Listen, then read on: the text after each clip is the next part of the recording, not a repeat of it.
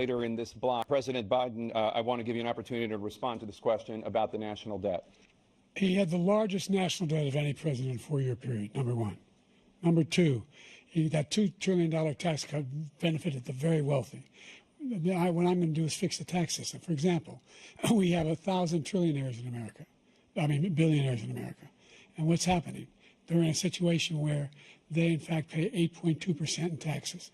If they just paid 24%, 25%, either one of those numbers, they'd raise $500 billion, I should say, in a 10-year period.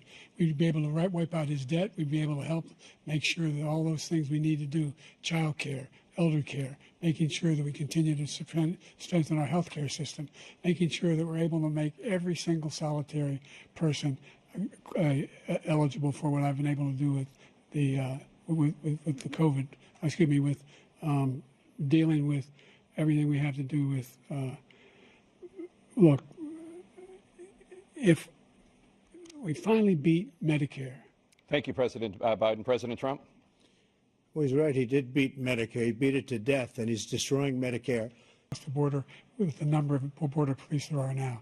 We significantly increased the number of asylum officers. Significantly, by the way, the Border Patrol endorsed my position. In addition to that, we found ourselves in a situation where when he was president, he was separating babies from their mothers, putting them in cages, making sure the families were separated. That's not the right way to go. What I've done since I've changed the law, what's happened? I've changed it in a way that now you're in a situation where there are 40% fewer people coming across the border illegally. It's better than when he left office. And I'm going to continue to move until we get the total ban on the total initiative relative to what we can do with more Border Patrol and more asylum officers. President Trump? I really don't know what he said at the end of that sentence. I don't think he knows what he said either. Look, we had the safest border in the history of our country. The border, all he had to do was leave it. All he had to do was leave it. He decided to open up our border, open up our country to people that are from prisons, people that are from mental institutions, insane asylum, terrorists. We have the largest number of terrorists coming into our country right now, all terrorists, all over the world, not just in South America, all over the world. They come from the Middle East, everywhere. All over the world, they're pouring in. And this guy just left it open. And he didn't need legislation because I didn't have legislation. I said, close the border. We had the safest border in history. In that final couple of months of my presidency, we had, according to Border Patrol, who is great, and by the way, who endorsed me for president, but I won't say that, but they endorsed me for president. Brandon, just speak to him. But look, we had the safest border in history. Now we have the worst border in history. There's never been anything like it. And people are dying all over the place, including the people that are coming up in caravans. Thank you, President Trump. President Biden? The only terrorist who's done anything crossing the border is one who came along and killed under his administration, killed Al-Qaeda administration, killed three American soldiers. That's the only terrorist that's there. I'm not saying that no terrorist ever got through, but the idea they're emptying their prisons, we're welcoming these people, that's simply not true. There's no data to support what he said. Once again, he's exaggerating, he's lying. President Trump. Resolve this conflict, but so far Hamas has not released the remaining hostages, and Israel is continuing its military offensive in Gaza. So what additional leverage will you use to get Hamas and Israel to end the war? You have 2 minutes. Number one, everyone from the United Nations Security Council straight through to the G7 to the Israelis and Netanyahu himself have endorsed the plan I put forward. What do you say to black voters who are disappointed that you haven't made more progress? They acknowledge they made a lot of progress, number one. The fact of the matter is there's more small black businesses that have been started than any time in history.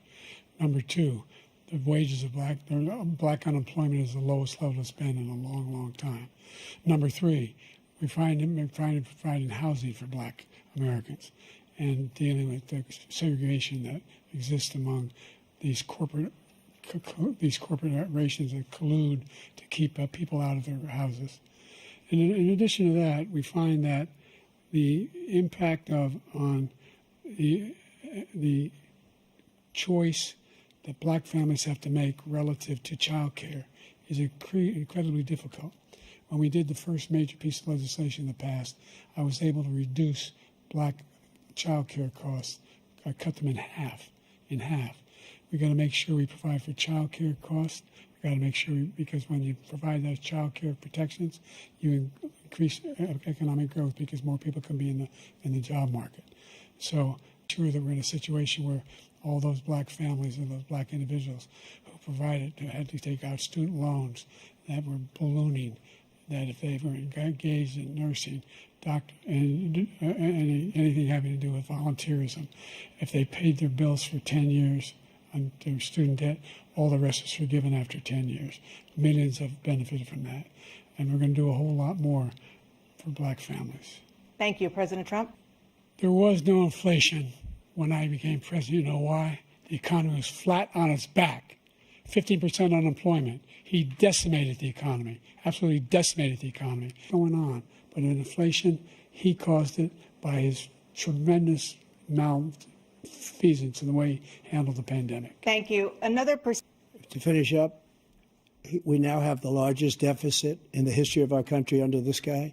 We have the largest deficit with China. He gets paid by China. He's a Manchurian candidate. He gets money from China. So I think he's afraid to deal with them or something. But do you notice he never took out my tariffs because we bring in so much money with the tariffs that I imposed on China. He never took them away. He can't because it's too much money. It's tremendous. And we saved our steel industries, and there was more to come. I didn't. But this tariff is 10% tariffs. Everything coming into the country, you know what the economists say? That's going to cost the average American $2,500 a year more because they're going to have to pay the difference in food and all the things that we're importing. Number two, he's in a situation. Anyway, that's what anyway, just take a look at what he says he is and take a look at what he is. Look, I'd be happy to have a driving contest with him. I got my handicap, which when I was vice president, down to a 6. But by the way, I told you before, I'm happy to play golf if you carry your own bag. Think you can do it? That's the biggest lie. He's a 6 handicap of all. I was an 8 handicap. Yeah. 8. But I have, you know how many? I've seen you swing. I know you swing. Okay, Let's let's not act like children. President Trump, we're going to 21 turn Let's not act like children.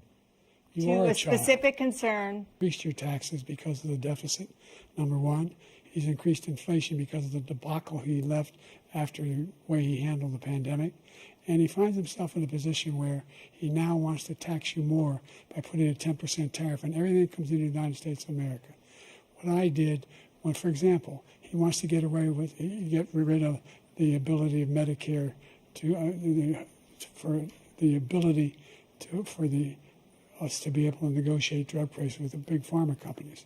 Well, guess what? We got it down to $35 for insulin instead of $400. No more than